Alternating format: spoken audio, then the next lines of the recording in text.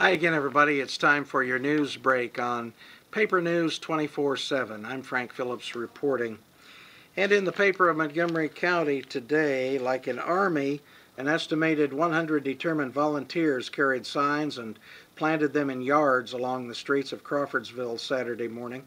The mission was clear: be sure enough votes are cast May 8 to obtain the tax referendum needed to rebuild Tuttle Middle School. Violet Mayberry had her hands full as she carried yard signs out of Wilson School to her waiting car.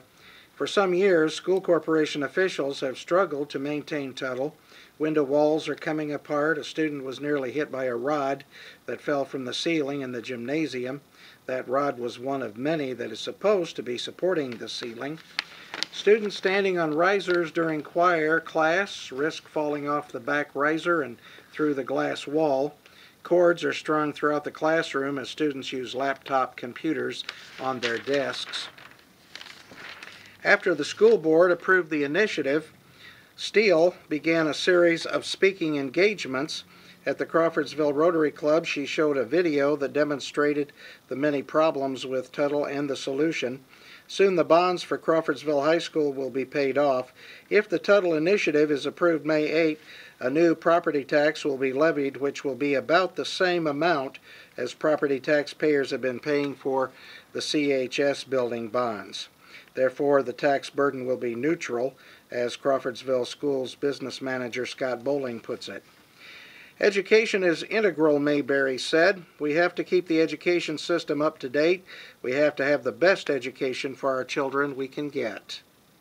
Mayberry has two sons in Tuttle, Nate and Gabe Mayberry. Judge Thomas Milligan arrived at 7:30 Saturday morning to sort and prepare 700 signs so they would be ready when the first volunteers arrived at 9 a.m. to pick them up. Susie Simus and Leslie Warren have been longtime friends, and they worked together Saturday on the project. The renovation of Tuttle has been needed for a long time, Simus said. Warren teaches at Tuttle, and her children attended Tuttle. Tuttle is an amazing place, she said. The teachers and staff are great to work with, but the place is falling apart. Superintendent Kathy Steele said Saturday was exciting. Now we have to get everyone informed, she said. If anyone has questions or if their group would like to see a presentation about the project, people are encouraged to call the superintendent's office at 765-362-2342.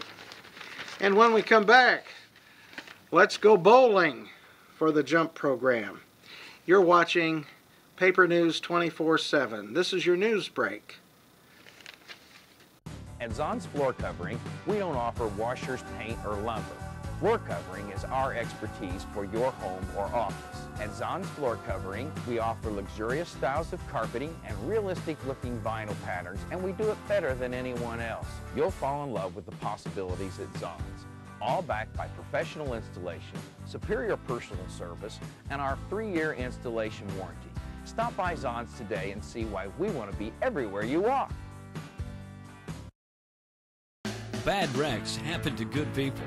That's why people take their wrecks to the good people at Gould's Body and Paint in Crawfordsville. Gould's will work with your insurance company to provide an accurate quote of your needed repairs. Then the iCar Gold Class specialists take over, restoring your vehicle to good as new. Gould's will service any make, any model, any type, or amount of damage. Just remember our motto: at Gould's Body and Paint, our business is a wreck.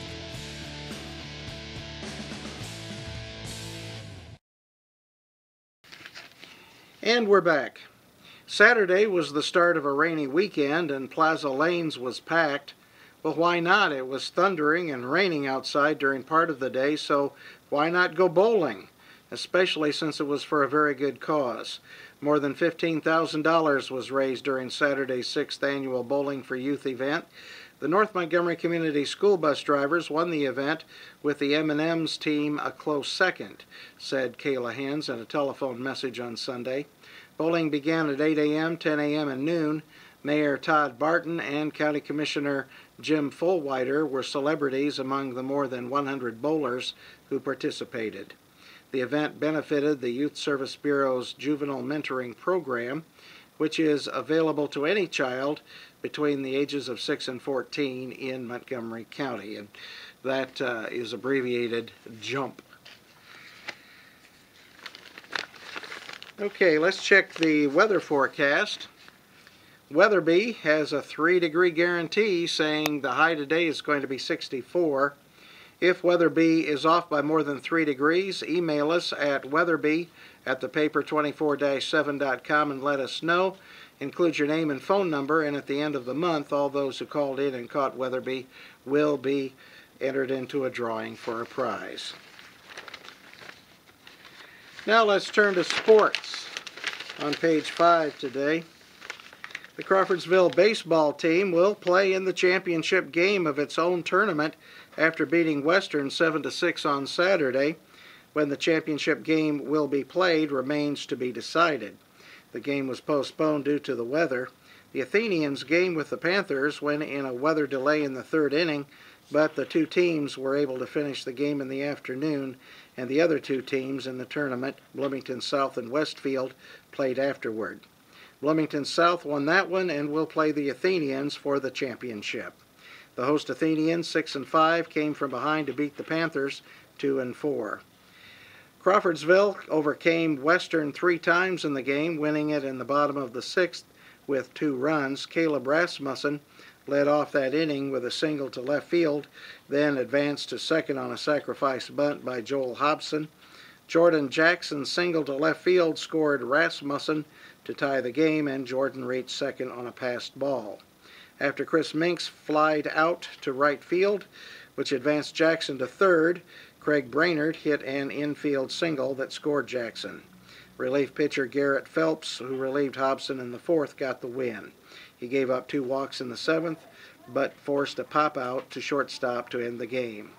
Crawfordsville fell behind 2 other times in the game. The Panthers scored twice in the top of the 1st before the Athenians responded with 4 runs in the bottom half of the inning.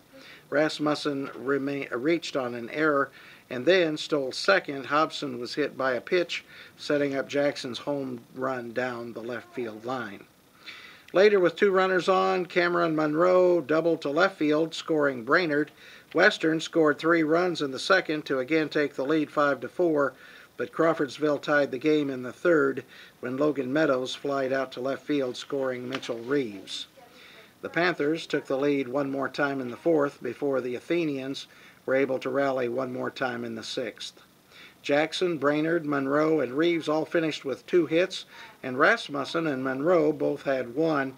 Western finished with 4 hits, 1 apiece by Evan Warden, Adam Bolin, Dakota Lamott, and Kyle Ennis. Hobson started the game for the Athenians, pitched in the first 3 innings. He allowed 5 runs on 4 hits and walked 5. Phelps pitched the final 4 innings for his 2nd win of the season, allowing 1 run on no hits, walked 4, and then struck out 2. And that's a look at your news, weather, and sports from the pages of the paper of Montgomery County. Lots more good information inside today's edition. Be sure and pick it one up, or just click on the e-edition at the top of this page. For the paper of Montgomery County, I'm Frank Phillips reporting. You have an outstanding day, won't you?